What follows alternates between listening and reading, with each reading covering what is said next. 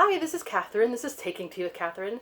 This is Spring Blossom Tea from Simpson and Vale, which is obviously very good for this time of year. It's green tea with all kinds of like rose petals, marigolds. It's very florally green tea, which I love.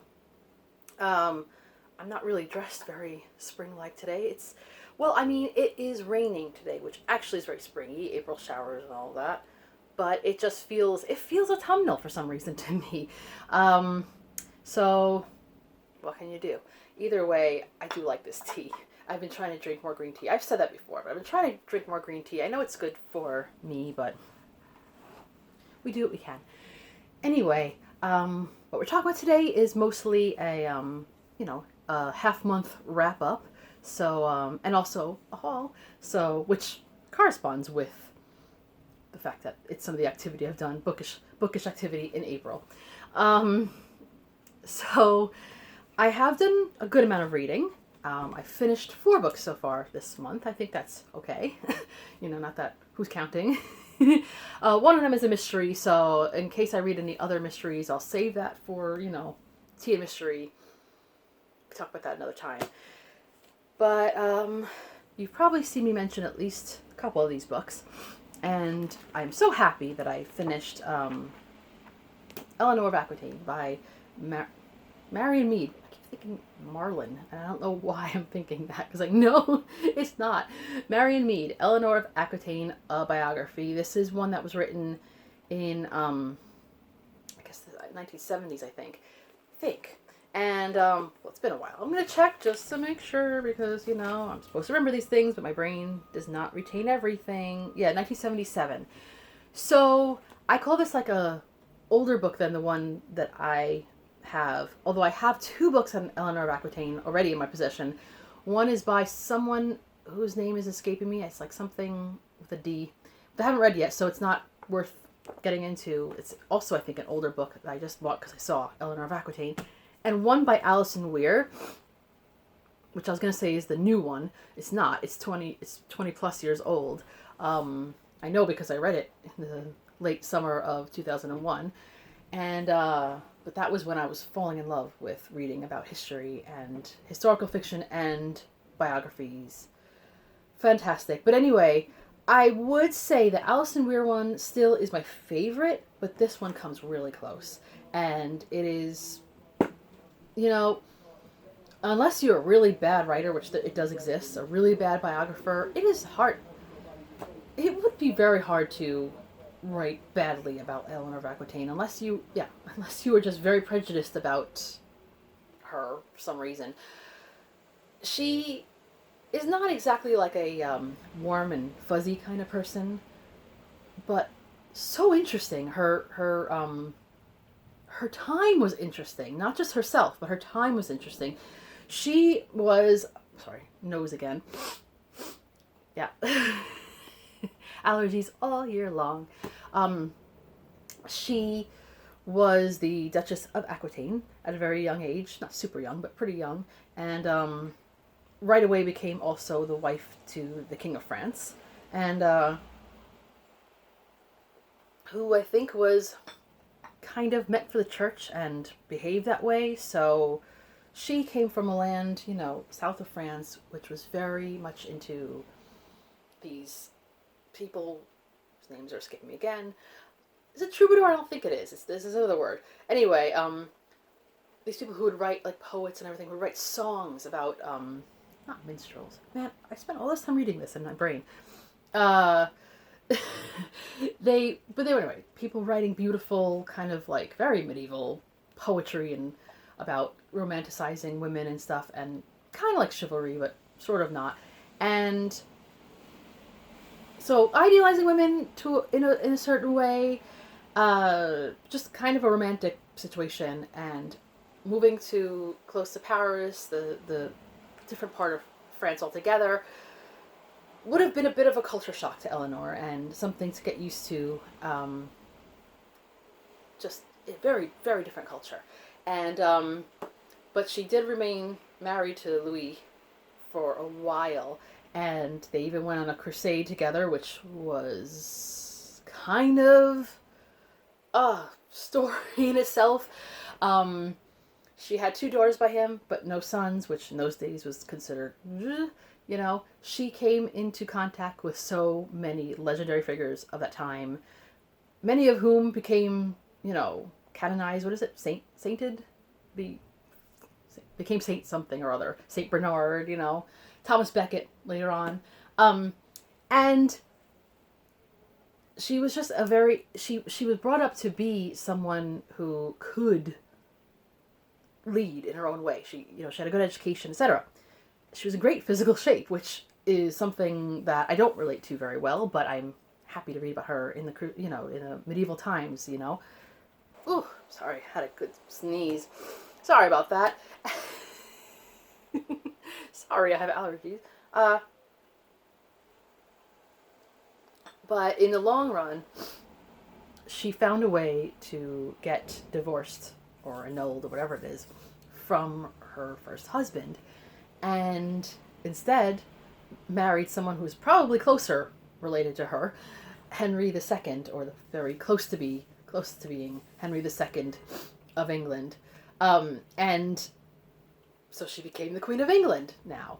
So King of France, Queen of France, Queen of England, and it was also a very big culture shock, probably also England, very different place than Aquitaine, where she had also returned to for a little bit. But she chose to basically go after Henry. He was a bit younger than her, but immediately it seemed like a pretty good idea, because it didn't take very long before she started giving him sons and daughters. So, I don't know what that said about Louis, because later on he ended up having a son, but, the writers of that time, the chroniclers of that time, were all men, mostly clerical men, so they didn't really have such great things to say about her. I don't know what's true and what's not all the time, but she seemed to be a very good administrator. She seemed to be a very good partner for Henry, except Henry was a bit of a control person, and he liked things being done his way. Doesn't mean he couldn't delegate power, but he couldn't keep people, without constantly almost micromanaging in his own way. And of course, he became friends with Thomas Becket, who was a capable person in many ways, but it probably was a bit of a rivalry to Eleanor, because she probably thought she was going to help Henry a lot more. Anyway, that obviously went south when Henry decided to make Thomas Becket the Archbishop of Canterbury, which would help him to be able to anoint his young son, Henry, as the young king, which backfired big time as well. And then once Thomas Becket became the Archbishop of Canterbury, they clashed all the time over, religious authority and, papal authority, kingly authority, all kinds of things, until everything went down.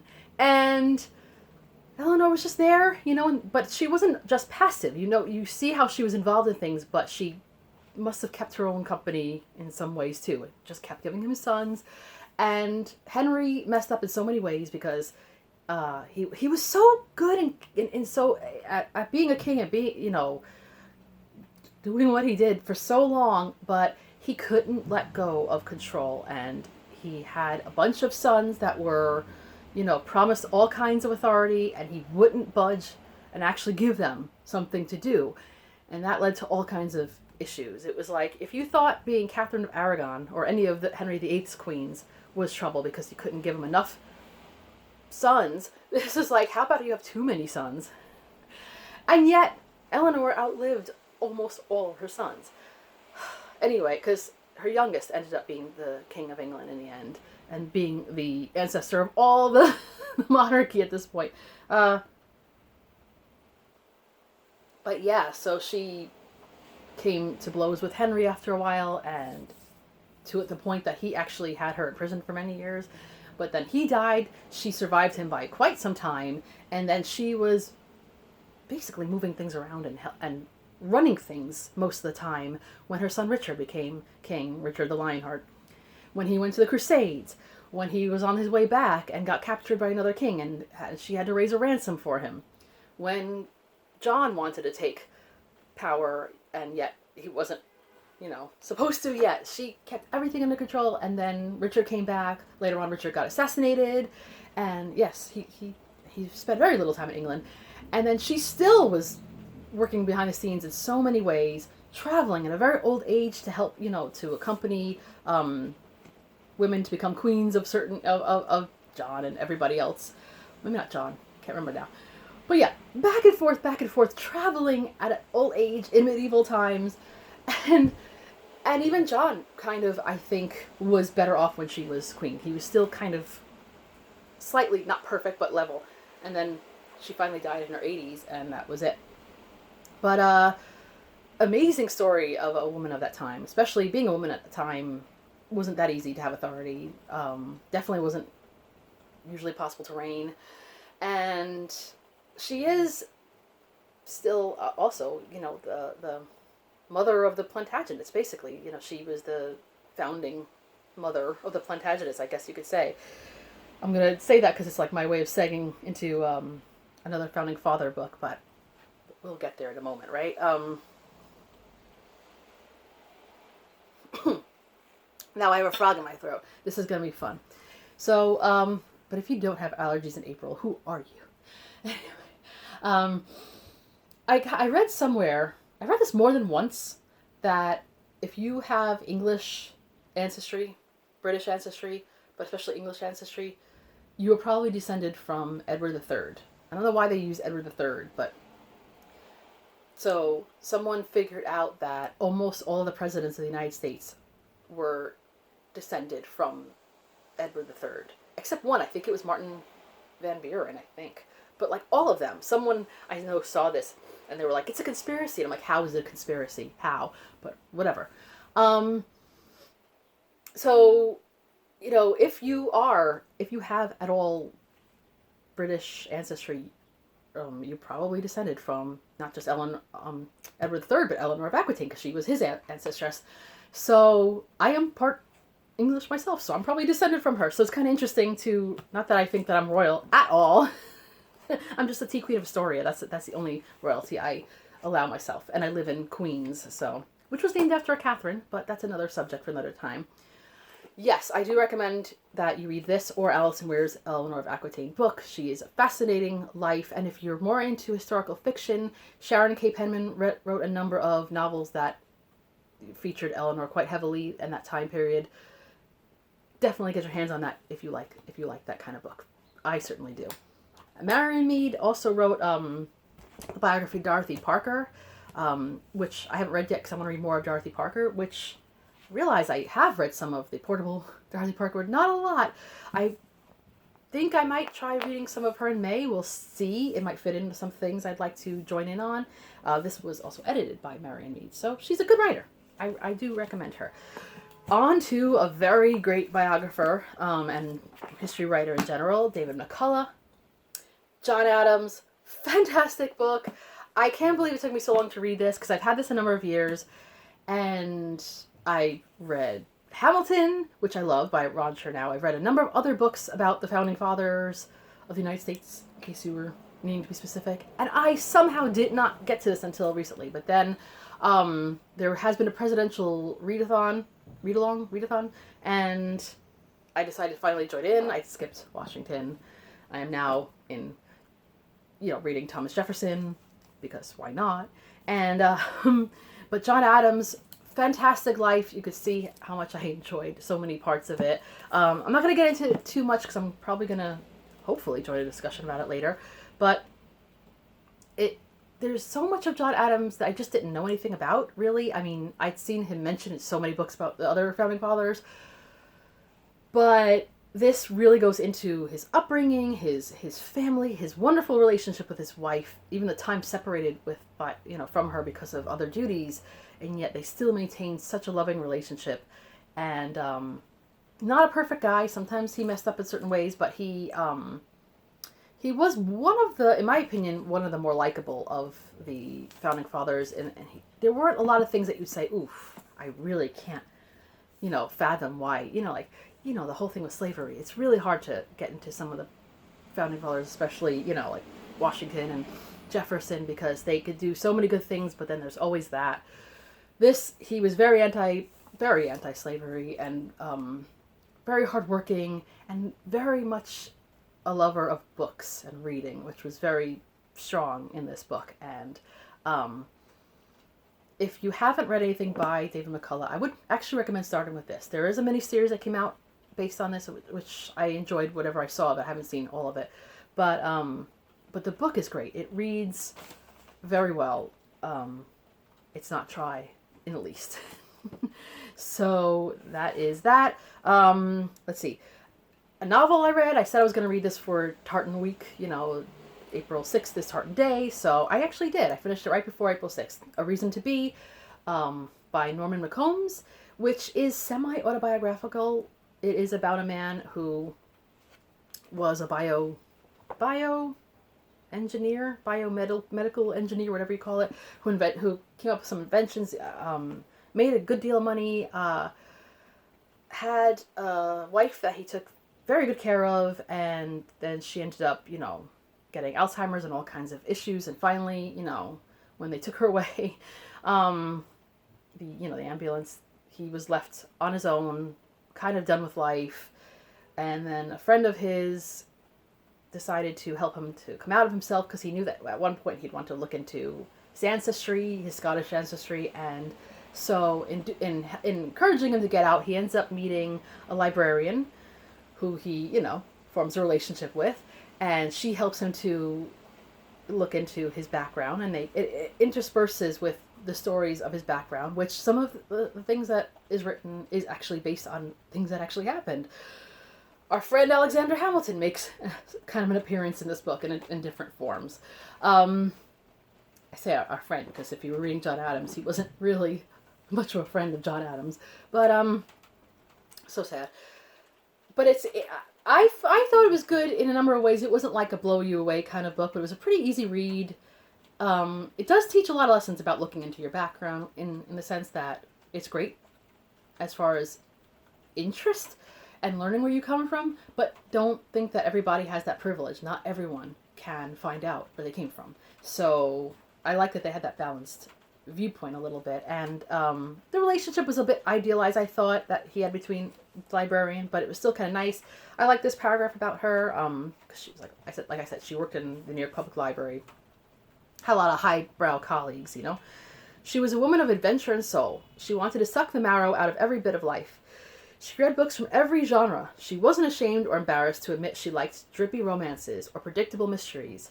Some of her pretentious and highfalutin colleagues would turn their noses up at the books she selected, but she didn't care. She knew what she liked, and she wasn't going to let someone's opinion dictate that.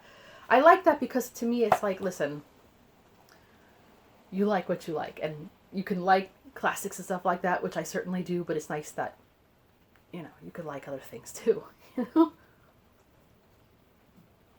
But, yeah, I thought at bits some things seemed almost unbelievable, so I was like, how autobiographical is this? But it does get a little bit into, the history, not that much history, but in Scotland, the clans and stuff like that, and then some of the Scottish persons moving to Ireland, some to the United States, to Canada. So even though that his last name actually could indicate that he might be related to me, because my last name and his last name do belong to the same clan, whatever. I don't think that we are related because, not closely related, because his family came over here. His Scottish family came over quicker than mine did, but whatever. It's still a fun story, and even if you don't have Scottish ancestry, it might be good. I would say it was good also because the main character is like around 70 years old, and the woman he meets is like in, I think, around 50-ish. And there's not as many novels or stories about older-ish ones. You know what I mean? A lot of novels are focused on younger people or maybe a little bit close to middle age, but not at this point in life, retired age. So I kind of appreciated that. So yeah, good book. Like I said, not blown away, but enjoyable at the time of reading. I took it to a nice park at one point and just enjoyed the weather, had a cheap coffee, so it wasn't taking tea with Catherine. So now I'm just going to do, we're past the 20-minute mark, but that's okay, right? I'm just going to do my haul, because why separate? This happened in April. I'm just going to talk about this one day that I got out early. The one day I went to the office and got out early, so I was able to jump up to the Upper West Side and do a little bit of browsing, and I picked up some things. I think I also went to Book Off that day, but I didn't. I'm going to mention those hauls a separate time, because, there's only so much time in the day. So I went to Barnes & Noble, and I picked up 2 magazines. I've read a lot of this one, and the other one I still have to start. This is BBC History Revealed, Medieval Queens. I wonder why I picked this one, because, I was reading about a medieval queen, Eleanor of Aquitaine, so I found that very interesting. And they have a number of other queens, and it's not just about that. They had other, goodness, I fell asleep shortly after reading this. Not that it was boring, but I threw it in the bed, and I guess I wrinkled it up. This is why I don't usually, try to fall asleep near magazines. Anyway, I'm trying to figure what was the thing that I wanted to show you guys. Oh, there was something about John Cabot. I knew nothing about him, but yeah, see, we got our. This is not built, painted from life, but Eleanor of Aquitaine. We don't know exactly what she looked like, but yeah. So I like this magazine a lot. It's a bit pricey, and I couldn't afford to, subscribe to it. But there is a story in here that is also very good. Maybe for a teen mystery, Sir Arthur Conan Doyle in the Case of George Adelgee, which is about an attorney, actually, who got accused of something that he didn't do, and people were very prejudiced against him because he was half Indian, but he was, I think, Parsi background, and like Freddie Mercury, and so Arthur Conan Doyle kind of took it upon himself to help him out and investigate. He used his actual powers of deduction to help him out, which is great. I read a book about that many years ago, but I was literally reading it around the time that my father died, so it took me a while to get back into being interested in that story, because I associate it very much with when my father died for many reasons, but one of the reasons is because it was called Arthur and George, and my dad's name was George Arthur. I know, it's a weird stretch. But anyway, let's move on from sadness. And I also got the newest O Reader, which is a book magazine for the love of reading. I also kind of want to subscribe to this too, but I don't know. So you can see the different articles in here. I want to read all of them. I haven't read any of them yet. So this is something that I have as a goal. And then I went to West Sider Books. Oh, if you guys follow Bookstagram or any of these aesthetics that like to focus on bookshops and stuff like that, you've probably seen the interior of the West Sider Books. It's very narrow. The stairs that go up to the second floor that has the more rarer books is full of books itself. And in order to see some of the books, you have to actually go up those stairs and look across, because everything is piled up to the sky. And there's a cat named Pig, who is a beautiful bookshop cat, who is nice, but not like overly friendly, which is fine, because that's as it should be. And I got a few books.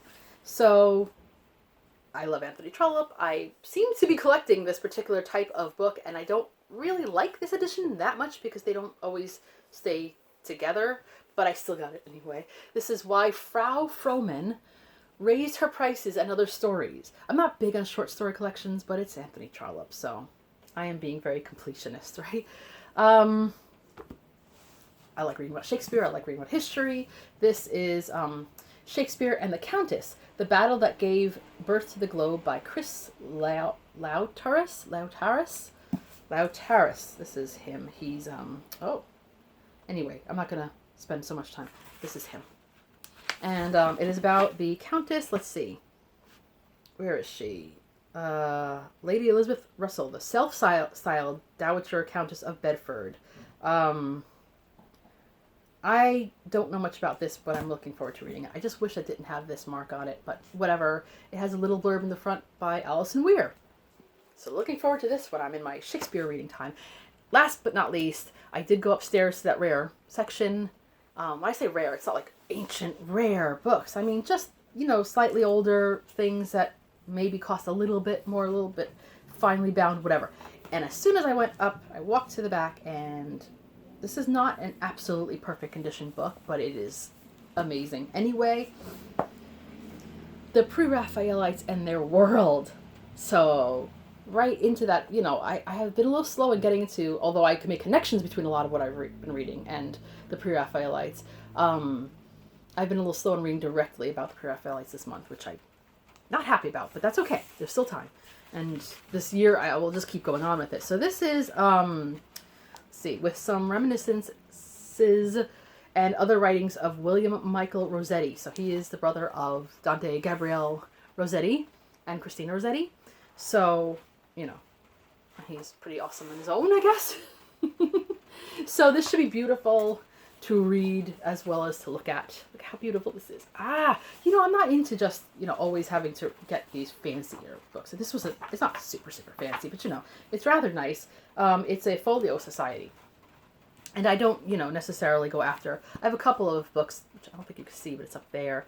That one of which I think is Folio Society, but I don't focus on those. But this I could not resist. Anyway, so that is what's been going on so far in April. I mean, there's been a lot of things that have happened this month that I haven't mentioned, but that's a lot of the bookish things have been happening in April. I hope to do another magazine-related post soon, so we'll see. So I might include some of these magazines that you've seen and other things. Let me know what you've been reading this month, etc. So, this is Catherine taking tea with Catherine. Have a lovely tea and book-filled day. Bye.